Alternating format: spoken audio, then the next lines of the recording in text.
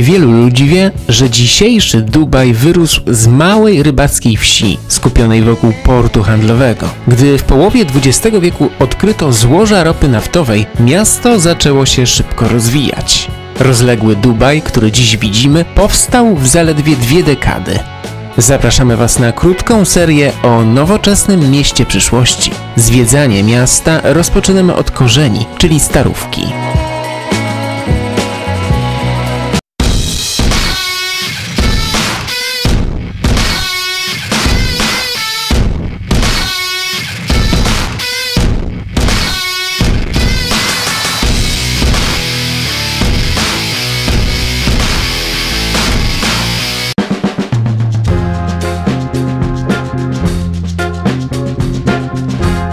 Gdy kolejne wieżowce zaczęły wyrastać w okolicach Mariny i Burdż Khalifa, stare portowe dzielnice popadły w zapomnienie. Dopiero w 2015 roku podjęto decyzję o ich renowacji w dubajskim stylu, czyli kompletnie od podstaw. Zaraz wrócimy do filmu, ale najpierw zaobserwuj nasz kanał, daj łapkę w górę i zostaw komentarz pod filmem. W ten sposób pomożesz nam dotrzeć z nim do szerszej widowni. Dziękujemy. Położone po obu stronach zatoki dzielnice są dziś jedynie cieniem dawnych portowych osiedli. Nie zatraciły one jednak arabskiego charakteru, dlatego naszym zdaniem warto je odwiedzić, zanim wejdziemy do betonowo-szklanej dżungli Nowego Dubaju. Efekt wow będzie wówczas jeszcze większy. Jesteśmy właśnie w historycznej dzielnicy Al-Fahidi i zapraszamy do środka.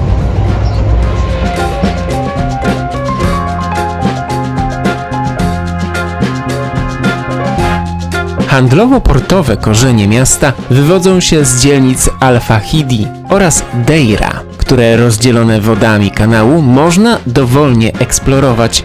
Zwiedzanie rozpoczynamy od tej położonej na południu, docieramy tam z węzła przesiadkowego Al-Gubaiba. W Al-Fahidi większość zabudowy została zrekonstruowana od podstaw. Odtworzone z wielką starannością osiedla nawiązuje kształtem i układem ulic do istniejącej tu niegdyś wioski rybackiej. W połączeniu z szeroką portową promenadą przywodzi na myśl średniowieczną osadę, której mogliśmy poczuć typowy arabski klimat. Po dojściu do wybrzeża udajemy się w lewo do części zwanej Shindaga, gdzie można zwiedzić najważniejsze miejsca, a także podziwiać różnego rodzaju rzeźby i instalacje artystyczne, jak na przykład rekonstrukcje łodzi rybackich.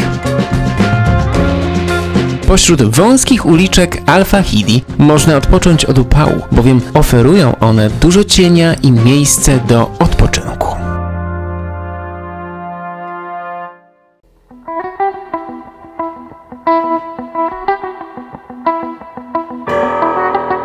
Po drodze odwiedzamy Stary Targ, niekończące się zastępy sprzedawców oblegają każdego z przechodniów, jak dla nas najmniej przyjemna strona arabskiej codzienności.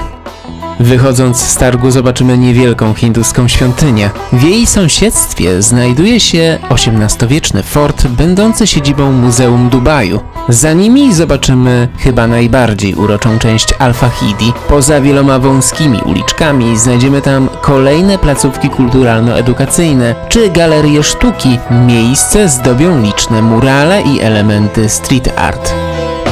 Dla ciekawskich jest też kawałek dawnego muru obronnego. Tutaj oraz w sąsiednim Al-Sif można w ciszy i spokoju wypić tradycyjną arabską kawę i delektować się atmosferą tego kompletnie wolnego od nachalnych sprzedawców miejsca. Stara część Dubaju rozciąga się również po drugiej stronie zatoki Deiry. Warto skorzystać z tradycyjnej taksówki wodnej, aby sprawdzić, co dzieje się na drugim brzegu. Przejażdżka daje możliwość zobaczenia najstarszych dzielnic Dubaju z kompletnie innej perspektywy. Abra, czyli tramwaj wodny, to prosta drewniana łódka przewożąca do 20 osób. Koszt przeprawy wynosi 1 dirham, czyli około złotówki. Opłatę dokonuje się kartą NOL w pokładowym czytniku. Z przystani Al-Fahidi przepływamy na drugą stronę.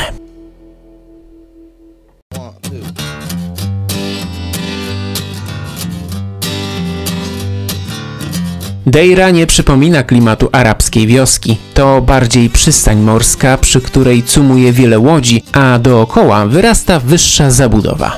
Są to hotele i budynki biurowe, nadal atrakcyjne dla biznesu. Wybrzeże zamyka okazały meczet Jakuba. Położoną w dalszej części marinę poprzedza zielony park. Polecamy zatrzymać się tutaj na chwilę. Z tego miejsca można dojrzeć panoramę szklanych wieżowców z ogromnym Burcz Khalifa. Spacer kończymy w miejscu dość nieoczywistym, przy nietypowej wieży zegarowej na środku ronda. Ten niepozorny zegar jest ikoną Dubaju. Powstał w latach 60. XX wieku, kiedy w tym miejscu znajdowała się jeszcze pustynia, a zegar miał pełnić rolę bramy wjazdowej do Nowego Miasta. W tym miejscu można obserwować startujące i lądujące na lotnisku w Dubaju samoloty, w tym ogromne Airbusy A380.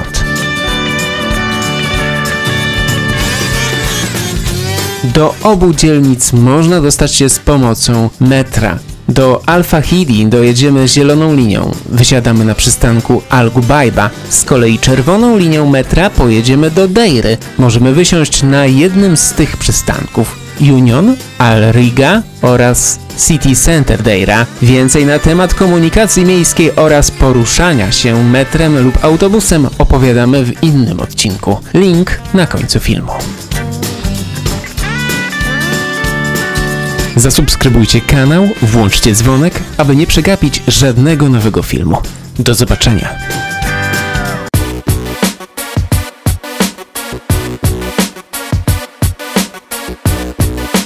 Z centrum Deiry wybraliśmy się do największej ramki świata. Nietypowa konstrukcja stanowi granicę umowną między starym a nowym Dubajem. Co można zobaczyć z tarasu widokowego i czy widoki to wszystko, co oferuje ramka? Trzymajcie się mocno, bo wjeżdżamy szybką windą na 48. piętro.